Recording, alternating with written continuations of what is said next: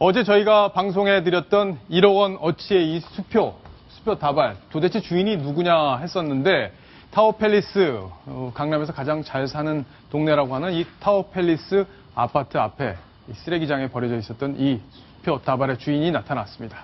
자, 누군지, 그리고 왜 이게 버려졌는지 궁금한 게 많은데요. 지금부터 저희가 자세히 정리를 해드리겠습니다. 이남희 차장. 네. 이 돈의 정체가 과연 뭐였던 거예요, 결국에는? 뭐 검은 돈이다 온갖 추측들이 난무했는데 사흘 만에 주인이 나타났고요. 31살의 K씨입니다. 그런데 정확하게는 우리 아버지의 돈이다.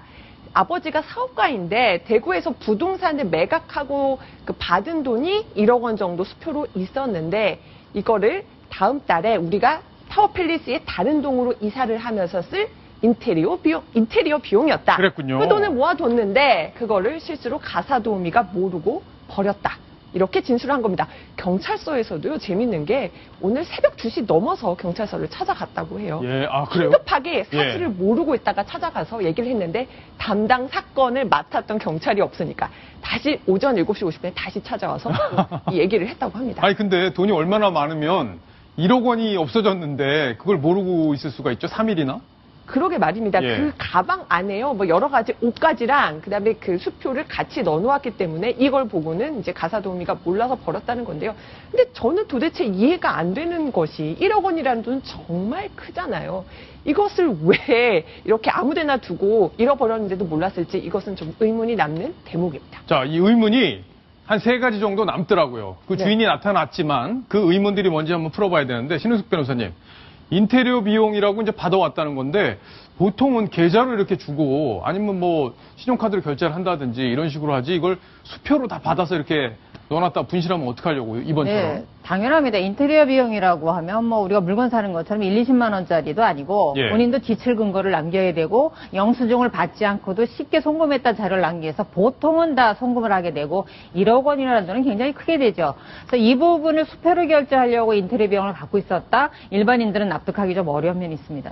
그러고요, 이남희 차장. 네. 아니, 가사도우미가 멀쩡한 가방을 왜 갖다 버려요? 그러니까요. 뭐 예. 거기에 이제 흩어진 옷가지들이 같이 있었다고 하는데 저는 이상한 것이 돈을 왜 옷가지들이랑 두는지도 궁금하고 어쨌든 가사도우미가 뭔가 물건을 버리려면은 일단은 그 주인 식구들한테 물어볼 겁니다. 이건 버릴 겁니까라고 물어보는 게 당연하죠. 당연한 절차거든요. 그러니까 이것도 지금 납득이 좀 가지 않는 대목입니다. 그리고 가방 열어보면 돈 있는 거 보일 텐데 그거를 왜 버렸을까요? 그것도 좀 전혀 좀 아직은 설명이 좀 부족한 대목입니다. 예. 타워팰리스가 과히 뭐 규모가 크다는 생각은 드는데 일반 서민들하고는 가깝지 않은 주거 형태고 아파트지 않습니까? 예. 근데 보통 이 정도 사는 분들 보면 개인 근거를 가지고 있는 경우가 많고 1억 원 정도의 돈이 수표이든 현금이든 보통은 내가 소중하게 생각하는 물건 안에 감추는 게 일반적입니다. 그렇죠. 그런데 보통은 이게 소중한 물건이 아니고 도우미가 버려도 될 정도의 가방에 놓다라는 건 좀 또 일상적이지 않죠.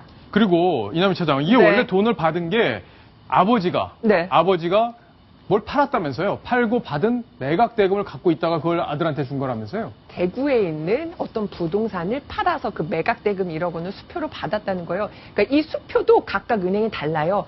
4개 은행의 12개 지점에서 발행된, 그러니까 예. 은행과 지점도 다른 그렇게 각각의 수표를 1억 원을 모았다는 건데 이렇게 매각 대금 같은 경우도 보통 뭐 통장 계좌 이체를 한다던가 여러 가지 방법이 있는데 저거를 각각 다른 곳에서 발행된 수표를 받았다는 것도 좀 납득이 되지 않는 부분입니다. 그렇군요. 그리고 현재 이 아버지, K씨의 돈 주인이라고 주장하는 K씨의 아버지가 일본에 가 있다면서요? 예, 사업가기 때문에 지금 일본에서 지금 체류 중이라고 하고요. 아들한테 전화를 해서 저거 내 돈이 맞다. 그러니까 빨리 신고를 해라. 이렇게 아버지의 연락을 받고 아들이 대신 오늘 경찰서에 신고를 했다고 합니다. 예. 결국은 이 12개 지점, 그러니까 4개 은행 12개 지점에서 발행된 이 수표가 각각 이 K씨의 아버지의 그 소유가 맞는지 예. 은행에서 또 확인 절차에 들어가야 된다고 하네요. 신은숙 변호사님, 이남희 차장이 지금 이제 확인 절차를 거친다고 했는데 내가 주인이다 했는데 그냥 주진 않는 모양이네요. 법적인 의미에서 보면은 소유자가 정확히 말해서 내가 주인이라고 신고한 상태는 아닙니다.